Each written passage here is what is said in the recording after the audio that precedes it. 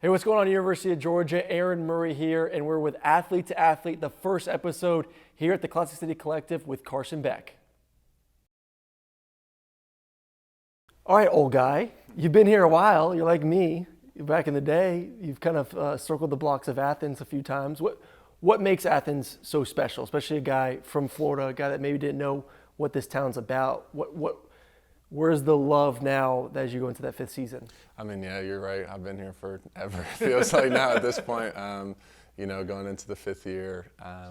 It's so weird to kind of look back from my freshman year to now. It is a completely different team. Like, I think there's, five other guys that were there with me when I got there, and now it's completely different. But I think that's the coolest aspect of the whole thing is being the older guy now, seeing all these younger guys come in, and obviously just getting a chance to, kind of take that leadership role. Yeah, I was going to say that leadership role kind of, coming into your own a little bit. How have you seen yourself evolve from day one, young Carson Beck from Jacksonville, Florida, to now, the leader of this football team heading into the season? Yeah, I think the biggest thing is finding your place when you first get here. I feel like that's such an underrated thing that you don't really think about, but I mean, it's so huge. And obviously there's older guys that are going to kind of take you under their wing and kind of show you the ropes and show you the way that you should do it. And then obviously now, getting a season under my belt, having the 3 seasons where I didn't play, where I learned and kind of developed, kind of into the quarterback that I am today. Was there a moment last season, because as a quarterback you get thrust into, you're the leader, you're the face of the program, you're the guy everyone looks to, whether it's workouts or practice or when things aren't going well in the game, was there a moment during the season and practice or a game where you finally felt like, man, this is my team, I am the guy, and guys do look up to me and what I say and do? I think when we had that final drive at the Auburn game where we drove down, scored the touchdown, I think after that game, walking off the field, that was the most confident that I felt, that I'd finally asserted myself and almost proven myself, quote unquote, to the team and to everyone else that I could get it done. We started this whole thing talking about you coming back this year. Had an opportunity. Obviously, you had an incredible season. You showed off how talented you truly are. We all know how talented you are. You showed it on the film. Why come back for the 5th year? What was that? What went into that decision? I think the biggest thing for me was kind of looking back at the season and realizing how much fun I had. I hadn't gotten to play in so long, to be able to have the opportunity to go out and play the game I love again.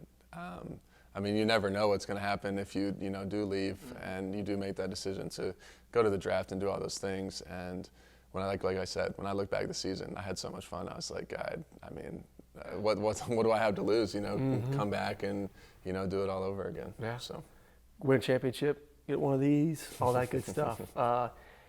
You sat behind Stetson, obviously, for a couple seasons. How difficult was that at points last year of you're taking over a guy that just won back-to-back national champs? Did you ever feel any of that pressure, and kind of what are some of the things that maybe you learned from Stet that you incorporated, whether it's leadership or on the field, anything like that? Yeah, I mean, I feel like the job within itself already holds enough pressure, so trying not to add extra pressure is, one of the things that I try to focus on. I mean, there's already so much outside pressure, but one thing that I learned from Stetson, which I'd always say, is just the way that, he was just, disrespected in so many ways, and he just continued to show up every single day. He worked super hard. Then he'd go out in the games and he'd ball, you know what I'm saying? And he'd still get hated on, and he just would act like he didn't care. And I did talk to him about it, and I was like, how do you do it? It's how do you do it? Because it's ridiculous. You continue to show up and show out, and there's constant, it's a constant battle. And he's like, you just have to, not care. You just have to focus on what you have to do and do what you have to do for the team. And I kind of try to replicate that. Yeah, I feel like, every one of us from Greeny, who I talked to a lot, and Shock, and, even Stafford with how talented he was, and kind of them falling short at times and us falling short at times. Hell, I remember I came back from a game, undefeated season, 1 loss, and my house was egged and teepeed. It was 1 loss, and my house was destroyed. You're just like, man, the negativity can creep in so much. Who do you kind of talk to off the field or even on the field, on the football team, when things aren't maybe 100%, when you do kind of feel that pressure from off the field? Who's someone you lean on? On the team, I mean, I'd probably say like one of my best friends is Tate. Yeah.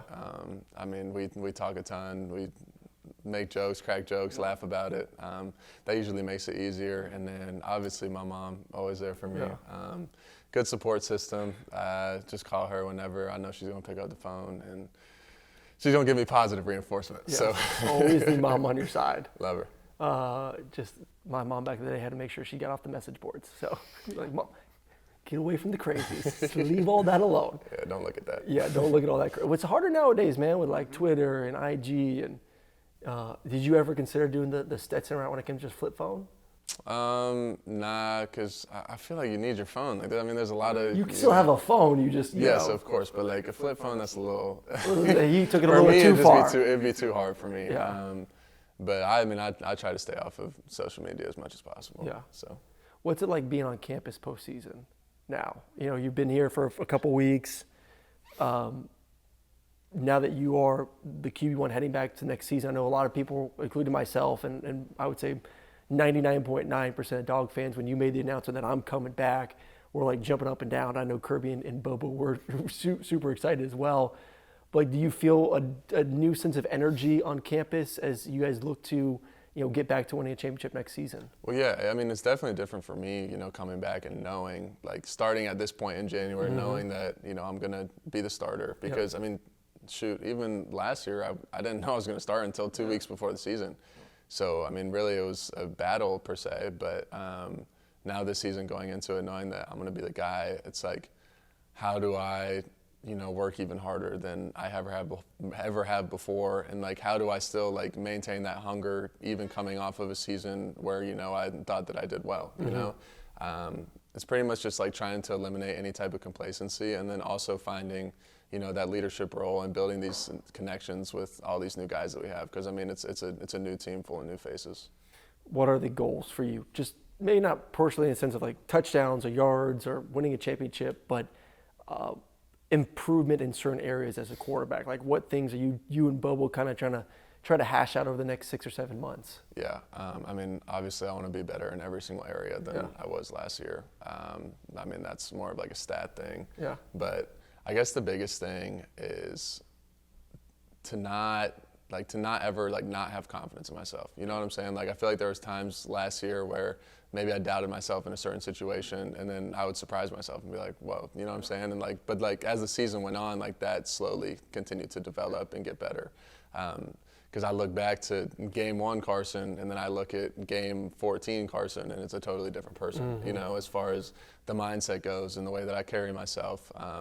So I'm excited to see the difference between game 1 and game 28. Whew, big jump. I mean, they always say like from year 1 to year 2, even though you played a significant amount, but like being the guy and having a game plan put around you and your skill set. Like year 2 is going to be, and obviously year 2 for Bobo too. You know, big difference there. What before we move on from the coaches, I mean, what is the big difference, I guess, working with Monken to then working with Bobo? Was there huge changes in personalities or the way they called plays, or was it as seamless as maybe it felt like it seemed like from the outside, the transition from OC to OC? Yeah, I mean, it was a pretty seamless transition, to be completely honest. Obviously, I mean, 2 different coaches have 2 different coaching styles. I mean, both were able to, you know, elevate our offense and put points up on the board. And like you said, I mean, it was a seamless transition. And a lot of the stuff that, you know, we did with Monken, like we kept a lot of the same calls and the same verbiage and that stuff, which makes it even easier for, you know, the entire offense to kind of just develop into what, you know, Coach Bobo wants to do. All right, we're in a couple fun ones here. What's your top restaurant in Athens? Chuck's. Woo! I like Chuck. I love sushi. Okay. Yeah. Okay. All right. What makes Athens the best college town? I mean, just go to a football game. Yeah. I think that is self-explanatory. I mean, especially to be on the field. It's an insane feeling to throw a touchdown pass and hear just how loud it'll get in there sometimes. But yeah, that's exactly why. Who picks your game day outfits? Because you're always looking fresh. I do. You do? Mm-hmm. Okay. Yeah. Mom's not helping? No. You do all that? I got drip. I know you do, but like, I didn't know there was some help or not. All by myself. What goes into it? I don't know. It's just how I'm feeling when I wake up on Wow. Friday, because we got to pick out our suit and all that Yes. stuff the day before, bring it to the facility. But now I pick it out all Friday morning when I wake up, and then we just ride. I mean, NIL is good to everyone. How big is the closet then? Like you got a full walk-in closet with suits. And how many shoes you got? Probably Because the shoes are always the one I go to first. Like, probably okay, the shoes are 80, good. 90 pairs. Oh my God. No, I love shoes. I got a ton, and it's only growing too. Honestly, I probably bought like 10, 15 pairs of shoes in the past month. It's a bad deal. These are like fun casual dress shoes, not like Nikes you go hooping in. Oh yeah, no, not like Hooper shoes. Yeah. They're nice. Yeah. Nice, very nice, man. I mean, you do look good on the game day. I'm just gonna admit, like the outfits are fresh. They're very I try fresh. my best. All right, off the field. Obviously, we talked about what you want to accomplish this spring. Going to be, your QB1, no doubt about it. Like that's a great feeling. It always was a great feeling heading into the off season.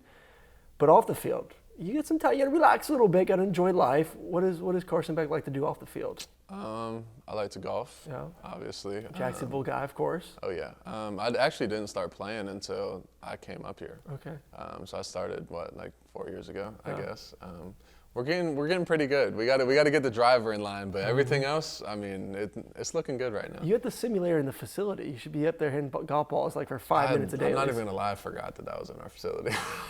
Wow, man. All right, I'm glad you reminded me. I'm about to be in there every day. You should. I remember I went and played golf with Warren Brinson. Yeah.